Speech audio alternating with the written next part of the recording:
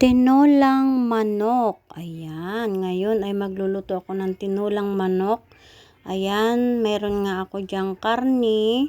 Ayan ang aking bawang, sibuyas, luya, at merong siling green, papaya, at pichay. Ayan. Ayan ang aking mga ingredients panghalo. Ayan, at nagpainit na nga ako ng kawali. Ang ating non-stick na kawali. Ayan, naglagay na ako ng mantika. Ayan, at pinainit ko lang siya. Nilagay ko na rin ang bawang. Ayan, hinalo-halo ko siya. Medyo niluto ko muna yung bawang. Tapos, isinunod ko na din yung sibuyas. Ayan. Hinalo-halo ko lang siya ulit para maluto ang sibuyas. At isinunod ko na din ang luya. Ayan. At niluto ko nga din ang luya. Ayan.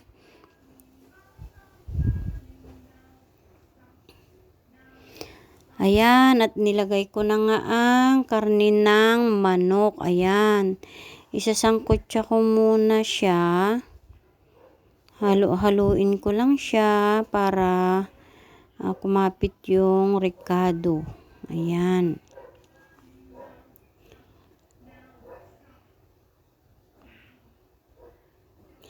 Ayan, at nilagyan ko nga siya ng paminta para hindi siya malansa, at saka asin pampalasa para habang sinasangkot siya kumakapit na yung lasa sa karne ng manok. Ayan.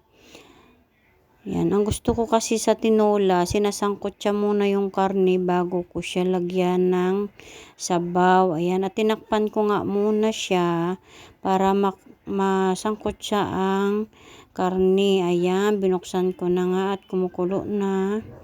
Ayan, at sa tingin ko ay nasangkot siya na siya. Lumabas na yung kanyang pinakakatas, lasa. Ayan, at nilagyan ko na nga siya ng sabaw. Ayan, at pag ako ay nagluluto ng tinola, ang gusto ng aking mga anak ay maraming sabaw. Ayan, nasasarapan kasi sila sa niluto kong tinola, kaya ang sabi nila, dagdagan ko daw ng sabaw. Ayan, at naglagay nga ako dyan ng chicken cubes, pampadagdag lasa. Ayan. At tinakpan ko nga muna siya para kumulo at para lumambot na rin yung chicken. Ayan. Ayan, at inilagay ko na nga rin pala yung papaya para lumambot. Para pag kumulo siya, ay sabay na rin siyang lalambot. At tinakpan ko nga ulit. Ayan, kumukulo na siya. Ayan, binuksan ko na nga siya. At chinik ko dyan kung malambot na yung papaya. At ayan, inilagay ko na nga yung siling green at saka ang pichay. Ayan. Kunting kulo na lang yan, guys. Maluluto na siya. Ayan.